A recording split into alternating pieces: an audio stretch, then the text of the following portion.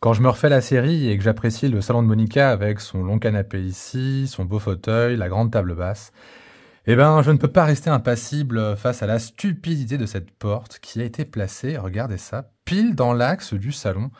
Ce qui est terrible parce qu'en fait, ce salon ne donne ni sur la terrasse et la vue, ni sur un poêle à bois parce qu'on est à New York et dans un appartement, et ni sur la télé parce qu'elle est mesquinement décalée sur le côté ici. Tout ça parce que cette porte a été très mal placée et rien n'empêchait de la mettre autre part sur ce mur. Bon, premier point. Deuxième point, regardez un petit peu cette chambre dans sa configuration. En fait, vous pourrez constater qu'on ne peut mettre le lit que contre cette cloison-là, ce qui est vraiment ballot. Et c'est d'ailleurs le signe d'une disposition assez malheureuse. Le principe d'avoir une cloison qui forme par vue entre le coin lit et le salon lorsque la porte est ouverte, ça en soi c'était une bonne idée, mais regardez, on peut l'améliorer assez facilement. Il suffit de décaler cette porte qui nous embête dans le salon. Pour disposer derrière cette porte, un premier dressing, un premier placard. Et cette cloison, il faut la prolonger, ce pare-vue, il faut le prolonger. Regardez, on peut avoir du dressing ici, avoir du dressing là. Peut-être en bout ici un miroir, pourquoi pas. Et regardez, au gré de sa disposition en baïonnette, je peux disposer mon lit dans l'axe de la fenêtre, ce qui est quand même nettement plus sympa. Et ça permet de disposer son fauteuil ici, peut-être un bureau là, pourquoi pas. Et puis rien n'empêche de disposer son lit là, ou ici, mais là au moins l'aménagement est beaucoup plus riche, beaucoup plus de placards.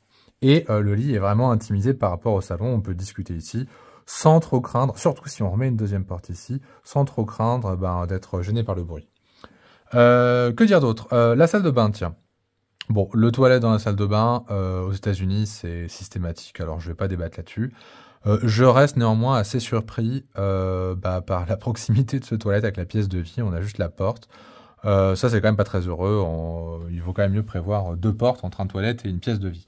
Je suis aussi surpris par l'éloignement de la salle de bain avec les chambres à coucher. Alors évidemment, dans la série, ça prête à de nombreux gags, quoi. Mais dans la vraie vie, c'est quand même pas très heureux d'éclater à ce point le coin nuit et le coin jour et d'imbriquer tout ça. Encore un autre défaut, la cuisine. La cuisine, franchement, bon, cuisine ouverte, ça, en somme, pourquoi pas, mais disposé comme ça, ce qui est terrible, c'est que si on n'est pas aussi maniaque que Monica, on va se retrouver à avoir tout ce qui est disposé en bordel sur le plan de travail, depuis la table à manger ou le salon. C'est vraiment pas de chance, quoi. Enfin, ça, c'est quand même, je trouve, pas très terrible. La table à manger dans la cuisine, bon, pour une table d'appoint, pourquoi pas, mais quand on reçoit du monde, moi, je trouve que voilà, ça fait vite du bazar, c'est pas très sympathique. Par contre, l'évier face à la fenêtre, bon, ça c'est un classique, mais pourquoi pas. Je trouve que le piano de cuisson est paradoxalement pas si mal mis en valeur, parce qu'au final, il est assez dans l'axe, il est assez visible, et souvent c'est des belles pièces, ça coûte un peu cher, donc pourquoi pas. L'entrée, bon, moi spontanément, là il y aurait débat, ou bien en fait on l'ouvre comme ça, pour que quand on rentre, on est accueilli par la vue de la verrière au loin, etc. Si on l'ouvre dans l'autre sens, ça permet peut-être d'intimiser un petit peu plus l'appartement, quand on reçoit quelqu'un qu'on ne connaît pas sur son seuil de porte, sans le faire rentrer, quoi. Bon. Je trouve que ce bout d'îlot, ici, est un peu malheureux parce qu'en fait, ça devient vide-poche. Si près du piano de cuisson, est-ce que c'est une bonne idée? Je suis pas tout à fait sûr. Peut-être un petit claustrat, ça aurait été pas mal. Que dire d'autre? Non, mais après, ce couloir est foncièrement inutile. Il permet d'accéder à la terrasse. Ça, c'est rigolo parce que le fait que la verrière ici soit fixe, c'est une verrière qui a un fruit, c'est-à-dire que, vous voyez, en fait, si je fais un petit bonhomme, tac, la verrière, elle est pas droite comme ça, elle est légèrement penchée, donc on se sent un peu sous les toits dans l'appartement. Qu'elle soit fixe, c'est pas mal parce qu'en fait, ça interdit le passage à la terrasse, donc ça crée une frustration. Il faut passer par la fenêtre du couloir ici pour accéder à la terrasse. Et cette frustration, ça crée du désir, et en archi, c'est une petite figure assez sympa. Bon, voilà. Au final, ça fait 2 salons, un autre salon ici, la chambre ici, j'ai rien à dire. Bon, ça c'était pour l'analyse. Moi, ce que je vous propose, alors Monica n'est pas avec moi à la table à dessin, dommage. Mais ça pourrait être marrant de se demander, tiens, comment l'améliorer, ou du moins, qu'est-ce qu'inspire cet appartement et qu'est-ce qu'on pourrait en faire pour le rendre un peu plus fonctionnel. Bon, c'est complètement subjectif. Je suis pas trop habitué à réfléchir comme ça sans commande. Mais voilà, ce serait une suggestion du chef.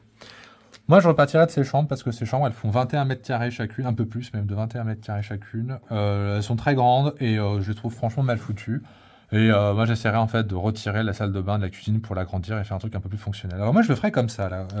J'aurais tendance à dire, essayer à faire la salle de bain entre les deux chambres. Il y a largement la place, parce que là, ici, on a 9 mètres, donc je pense qu'on peut tout à fait la disposer là.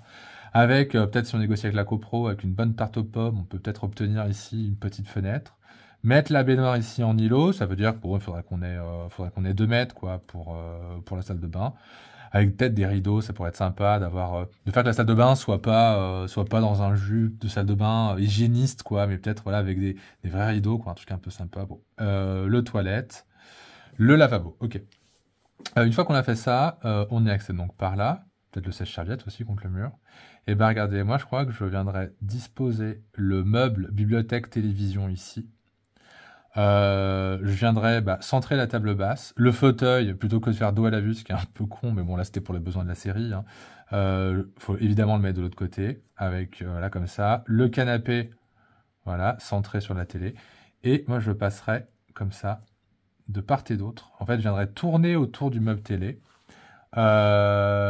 Ici, je viendrais mettre mes cloisons. Bibliothèque encore côté salon. Et placard côté chambre pour venir redoubler la cloison séparative et s'assurer voilà, d'avoir une bonne isolation phonique entre la pièce de vie et ça. Et les deux chambres. Et puis là, ça permettrait de disposer, moi je mettrais spontanément le lit plutôt ici, plutôt pour éviter de le coller aux cloisons de la salle de bain. Si on fait ça, j'ai gagné ma salle de bain ici. Alors qu'est-ce que je ferais?